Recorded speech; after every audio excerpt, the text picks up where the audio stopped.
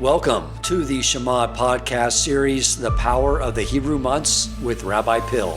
Each month of the Jewish year carries its own unique energy, a spiritual rhythm woven into creation itself. Our sages teach that the months are not just markers of time, but windows of opportunity, each with its own avoda and pathway for growth.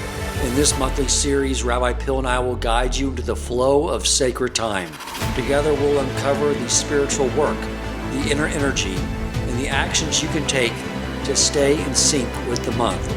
Tools to lift you to new levels of awareness and growth. Think of it as your spiritual workout routine written into the Torah's calendar. Month by month, we'll train the soul, awaken new strengths, and live more fully in harmony with Hashem's design for time. Join us as we journey through the Hebrew months and discover how to channel the energy of time to lasting personal transformation.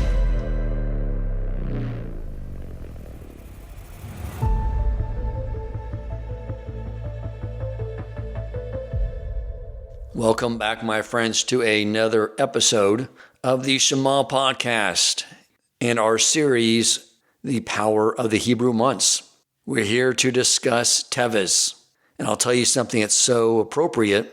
It's currently the 6th of Teves. I try to get these out before we enter into the month. Rabbi Peh was in Israel at the time. And when he returned, we were scheduled to do it last Monday. But he reported to me that Sunday evening that he was under the weather. But he is under the weather still. And I realized I need to get this episode out. And I forgot that the electric company told everyone on my street that this morning they would have the power out for around 4 or 5 hours.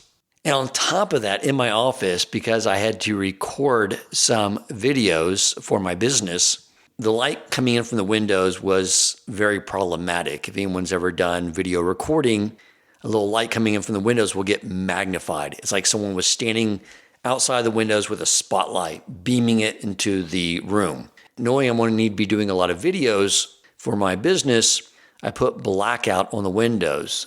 So it is pitch black, dark in here. I'm sitting in here with a flashlight, my recording device running off battery. I'm sitting in the dark practically, and it's so fitting for the month of Teves. And you'll see why.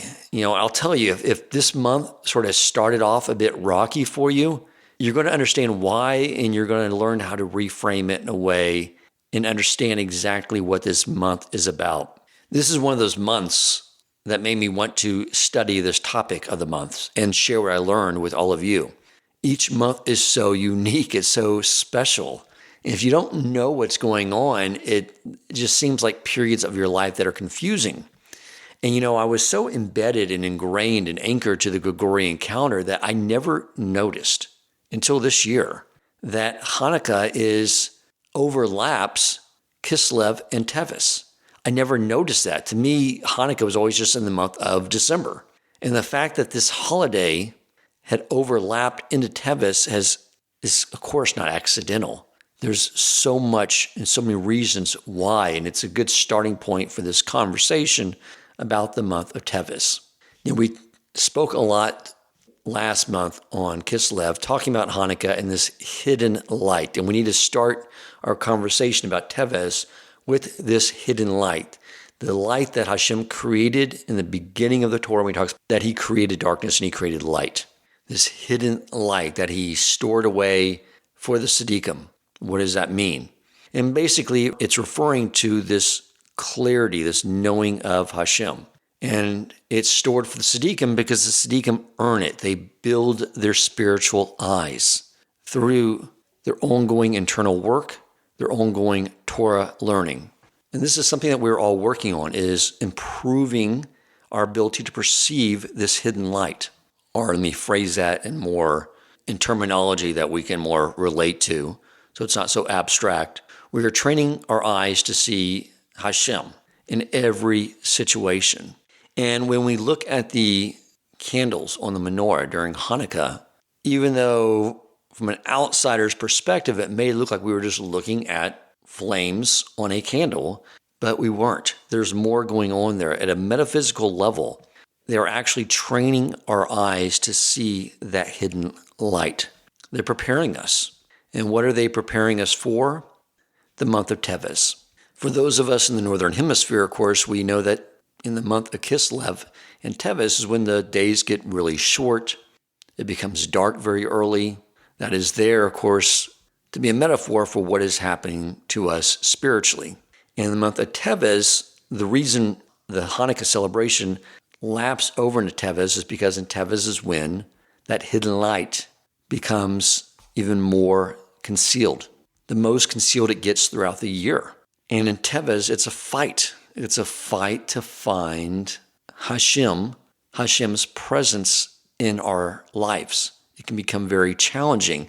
And we talk about how Teves creates a lot of challenge and test, and that becomes very dark, and that Teves is the darkest physical point of the year. We can make the mistake of thinking that means that Teves brings with it lots of physical challenges. Like, we have a difficult time with, the three things that really tie us to this world. We maybe will have a financial problem, or we'll have a health problem, or we will have a problem with one of our relationships, that one of these things won't work right.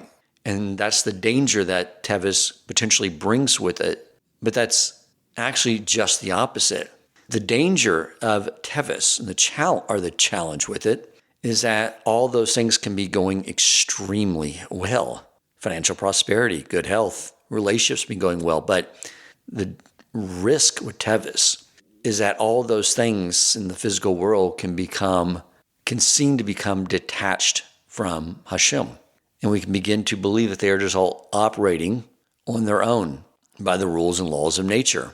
Of course, this is the entire battle with the Greek hashkafa, the Greek worldview that we are to this day in battle with. Greeks wanted to see the world just from the realm of physicality, and this is the world we live in today. And our entire lives were dedicated to training ourselves through learning Torah and mitzvos observance to see the spiritual underpinnings of all of physicality and to see Hashem interacting with us through physicality. I heard someone tell a story that if you look at plants, like shrubbery in your home gardens, and if you really want them to grow strong and endure through difficult seasons, like here in Houston where we have hurricane-type winds, the key is not to water them constantly. When the plants have to starve a little more for the water, what ends up happening is their roots go really, really deep to tap into the water. And so when the high winds come, the plants stay intact. And I think that is what is happening in this month. The reason Hashem designed it that way, that through hiding himself even more, it trains us and strengthens our spiritual eyes. It gives us night vision to further be able to see Hashem in all situations, to see his presence, that everything is taking place because of him. So the hidden light does not disappear. It just becomes harder to detect. And through the exercise of Hanukkah in the month of Kislev, we developed our spiritual eyes. And now Hashem is giving us opportunity to test them and strengthen them to propel us further in our growth. And of course, in the next few days, we start reaching some periods in Jewish history that culminate in the 10th of Teves when we fast. And there's several events taking place here that reflect how this darkness of Teves manifests itself. One of those events occurred on the 8th of Teves, when Torah itself, you could sort of say, lost its vision. It's when the Greeks forced us to translate our written Torah into Greek. And why is that such a tragedy? Is because they only wanted the written Torah. They did not want the oral Torah. And the written Torah divorced from the oral Torah loses its meaning. The words are visible in the written Torah, but the divine meaning embedded with them becomes inaccessible. and the Christians have it, and they don't know how to read it. The Torah can now be read without being seen. As an example, if you look at what the written Torah says about Shabbos, it says in Yisro to sanctify the Shabbos, and in Devarim it says to guard the Shabbos. Hence why we have 2 candles that we light. But that's it. The Greeks were okay with us reading that. They didn't want to take away the written Torah. They only wanted to take away the oral Torah. Why? Because those words regarding Shabbos lose all meaning. All meaning. Without the oral Torah, no one knows how to actually sanctify and guard the Shabbos. They're just words on paper. The underlying meaning is stripped away. What's beneath the surface. That's the meaning of the month of Teves, is learning with spiritual eyes to look beneath the surface of what is happening. And that's why the Greeks and the Greek philosophy that the world is subscribed to these days wants us to be like them and just look at the surface level, not look beneath the surface. That is why they are okay with just the written Torah translated into their languages, and they dislike and don't want anything to do with the oral Torah. Because, again, the words, the written Torah, don't mean anything without the oral Torah. And then we get to the 10th of Teves, and that's when the beginning of the siege of Jerusalem occurred. And what caused that? Well, it's when we lost sight of the meaning, the inner meaning of the Torah. The reason the Greeks were okay with just the written Torah, because they valued intellectual pursuits and rational explanation and surface clarity and fixed meaning. Because of that, the written Torah fits with the Greek worldview. It's the oral Torah that threatens it all. And that's why as history progressed, Christians would burn the Talmud in wagon loads. And you're seeing on the internet today a lot trying to attack Jews from their total misunderstanding of the Gemara, the oral Torah, today. Still this day brings a lot of hostility. And that is why the letter of this month is the ayin. If you spell out the letter ayin, you get the word ayin, which means eye, seeing, perception, understanding. This is so fitting, too, that I just did in the Sages in the Talmud series with Morty Roth, an episode discussing the historical context of Babylon for the forging and writing of the oral Torah to become our Talmud. That in that darkness of exile is when we forged it. The Gemara became what has kept us going as a people ever since. Because the Gemara is the tool for developing this night vision. Because it trains the mind through the back and forth arguments to see clearly a subject matter from all angles. It trains the mind to detect meaning beneath the surface reality. Again, exactly what Greek culture rejected. Also, too, something I've touched on before, I've been learning about this topic again in greater depth. A teaching from Rabbi Nachman is that the focal point of the battle with the Yetzer Hara is in the mental faculty of the imagination. The Yetzer Hara wants to take that imagination and use it to draw us into depravity, into negativity, into worry about the future, which, of course, is another way of saying ripping away Emunah and Birchon. And he says that the way to rectify the imagination is through studying Gemara, and for a woman reading Tehillim.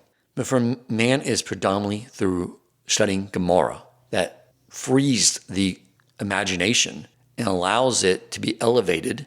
And an elevated imagination is the essence and the idea of Emunah. The mazel of the month is the Gedi, or young goat. And the goat, the Gedi, represents the unrefined, strong but vulnerable and undeveloped energy and power of the soul. I never really knew the meaning. I always knew there was deeper meaning to the song we sing during Pesach, Chad Gaya. But in that, we talk about the goat being eaten by the cat. The goat represents the neshama before entering the world, and the cat represents physicality, the body. The body consumes the neshama. And the whole story of the song is about, it's a story of our souls as they enter this world until the day they exit. And the reason why we start the month off with Hanukkah is because without trained vision, that soul energy can get consumed by instinct and just the natural ways of nature. Again, we can get fooled in thinking they're operating independently of our Creator. And the goat, the Gedi, that neshama, that unrefined neshama, is also tied to Esau and Edom and can represent physical dominance without inner meaning. And this month of Teves and what Hashem is training us for is needed now more, I think, in our history than any other point in time. That's why it's so important. We tend to think like, oh, there's no holiday happening, so there's really nothing going on here. And I hope the goal and what I'm learning from this series is that it's the furthest thing from the case. As I said earlier, the spiritual risk in life is when things are going well. Physical comfort poses a huge threat. The goal is to be able to have all that physical abundance, but fill it, all that physicality with spirituality. To have financial abundance, but know that it's all coming from Hashem. Demonstrating that naturally by the way we use that financial abundance, by using our good health and our strength and our energy, knowing that all comes from Hashem, and using it to serve Hashem in this world. This is what happened during the times of the first temple. It is described as the Jewish people growing fat and kicking, meaning becoming complacent because of their prosperity and rebellious. I can relate to this. And many people have told me something very similar, is that when have you had a better davening experience? When things are going really well, money's rolling in, health is good, you're feeling vibrant, energy, everything's clicking, things are smoothly in home life, right? Or is it when you're going through a really difficult challenge and you can't figure out how to solve the situation and you're utterly dependent on Hashem for help? How do those davening experiences compare to when things are going well? Most of us would say that when things are challenging and tough, that Shemon Esrei is an entirely better, deeper prayer experience, which is sad. And I know that in my mind. It really, it's a problem. Hashem knows it's a challenge. Comfort, material abundance, physicality creates a challenge. But our job as Jews is to infuse physicality with spirituality. And it's the way we perceive. It's our perception of everything. That is how we become a light into the nations. That is how we shine light in darkness. It's not necessarily there's something bad happening. It can be very good things happening. But we have to make sure that all that physicality and prosperity is imbued and infused with spirituality. Otherwise, if we allow it to become detached from spirituality, that's when our inner temple falls once again. Hanukkah trains us to see spirituality and physicality. Teves test whether we can continue to see spirituality in physicality once the candles are gone. The tribe of this month is Dan, judgment, strictness. And the reason is because Teves is a month of overcoming harsh emotions and learning self-control. It's not as much that we're being judged harshly. We're being challenged with us judging others and situations harshly. We have to improve the way we evaluate the world around us. If something challenging comes our way, do we see Hashem's presence there? Do we know that's all coming from Him? Or do we think it's just some random natural occurrence of nature or the person we're experiencing some difficult, challenging situation with? If we get angry at the situation, then don't go into despair, but that shows us that we need to work on refining our spiritual lives. Hashem will give us another opportunity to do so. But the idea is to always, no matter what comes our way this month, to see Hashem's hand involved in all of it, even when we can't necessarily see it on the surface level. The body part is the liver. The liver is what filters the blood. It filters negativity. So in some of my friends, the Avoda Hashem this month, our personal workout routine, is to practice using our spiritual eyes. Just like this podcast got delayed, I'm sitting here by myself without the great Rabbi Pill, being able to go back and forth with him and learn from him. I'm by myself. I'm sitting in the dark. So it's so perfect. Everything gets dark this month. Things get hidden. But do we see Hashem's hand in all of it? So with Hashem's help, may we this month, my friends, train these spiritual eyes. No matter what is happening in our life and around the world, see Hashem's hand in all of it. That is our task this month, to refine it, to challenge ourselves, to look at whatever has happened so far this month, anything that negative happened with a situation or a person, go back now and look at it through spiritual eyes. Find Hashem's hand, His presence in that situation. That's our task. That is the goal of Teves. Thank you once again for joining me. I appreciate your listenership. Thank you for listening, and if you enjoyed the episode and found it meaningful, please take a moment to rate, review, and share the podcast.